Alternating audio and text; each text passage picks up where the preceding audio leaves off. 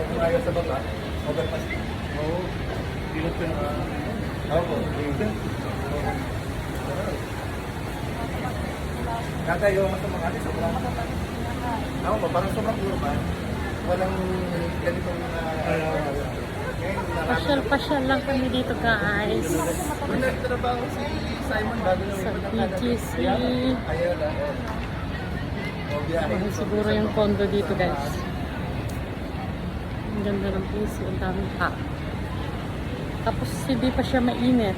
Ang ganda ng weather. Parang 32 degrees. Something ganun. Sa atin. Sa Canada. Pasok tayo?